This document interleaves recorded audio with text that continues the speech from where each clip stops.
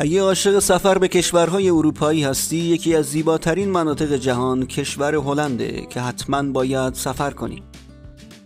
کشوری پر از شادی، رقص، آزادی، هنر و سرگرمی.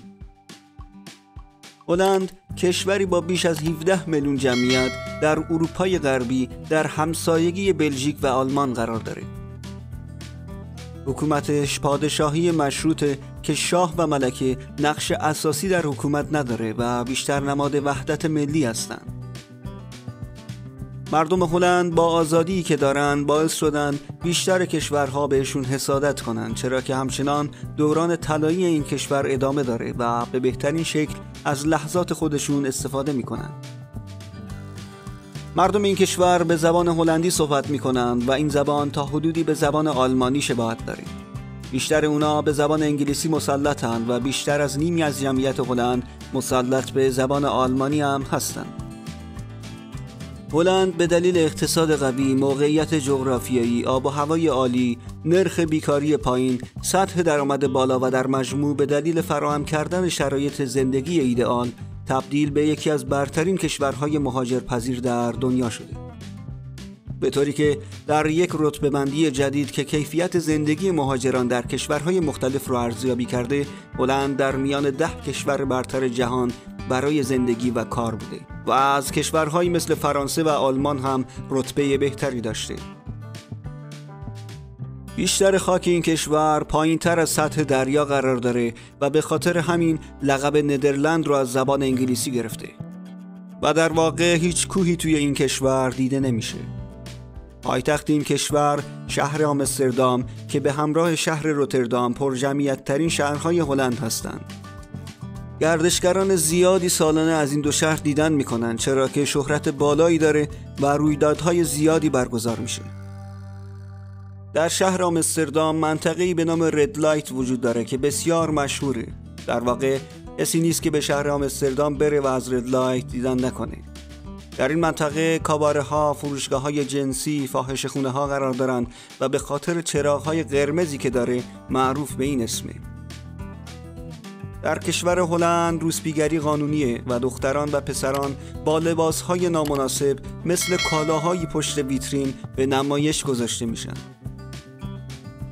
هلند یکی از باثبات‌ترین اقتصادها رو در میان کشورهای اروپایی داره و بزرگترین صادرکننده گل در جهانه، به طوری که بیش از 80% گل کل دنیا رو هلند تامین میکنه. همچنین هلند بعد از آمریکا دومین کشور صادرکننده محصولات کشاورزی در دنیاست. هلند از بزرگترین تولید کنندگان لبنیات در جهانه و مقدار بسیار زیادی گندم، جو، سیب زمینی از مزارع این کشور تامین میشه. اقتصاد اصلی هلند از طریق کشاورزی، نفت و گاز طبیعی، فلزات و محصولات مهندسی، ماشین‌آلات و تجهیزات الکترونیکی، مواد شیمیایی، میکرو الکترونیک و ماهیگیری تامین میشه. از معایب کشور هلند هزینه زندگی بالاست.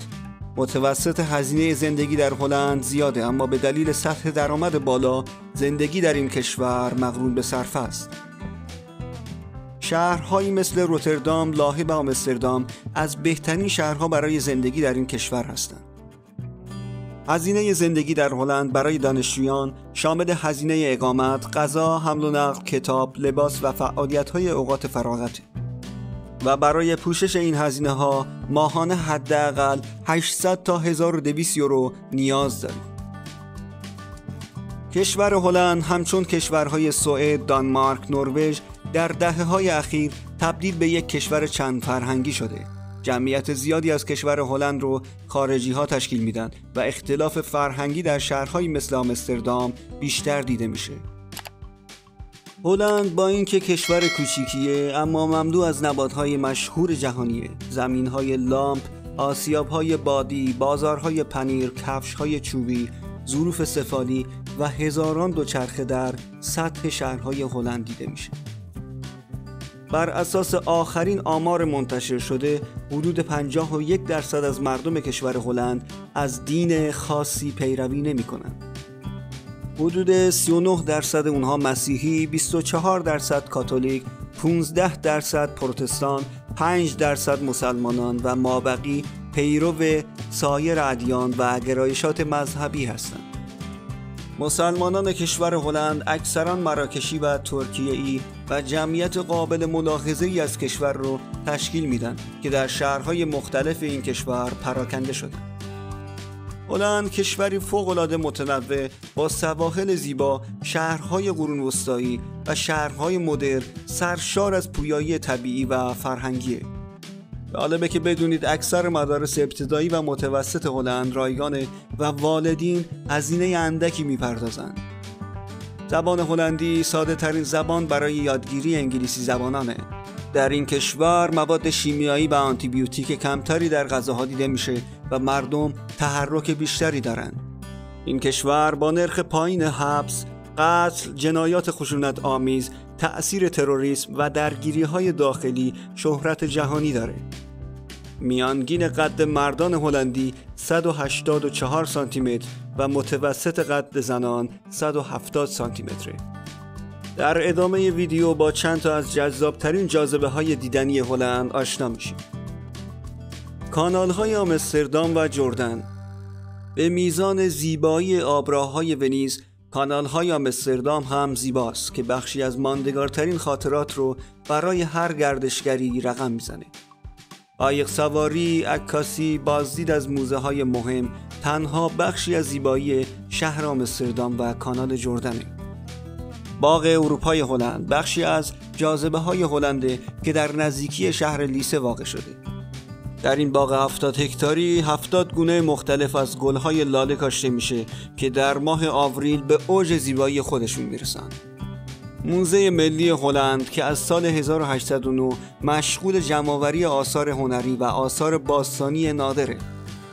امروزه این موزه 70 میلیون اثر تاریخی و هنری مختلف داره. پس از نقاشی، بزرگترین گنجینه نفیس، کتاب‌های مشهور و قدیمی در این موزه قرار داره که چشم هر گردشگری رو به خودش جلب می‌کنه. و خانه آن فرانک در واقع قسمتی از آمستردامه که در طول جنگ جهانی دوم مخفی بوده. این محل دقیقاً جاییه که دختری عموم خاطرات خودش رو در این نقطه به ثبت رسونده. این خانه نماد تکان دهنده یک زن جوان و شجاع در طول جنگ جهانی دومه که بسیار برای مردم هلند قابل احترام و ستایشه. امیدوارم از دیدن این ویدیو لذت برده باشید. لایک و سابسکرایب یادتون نره.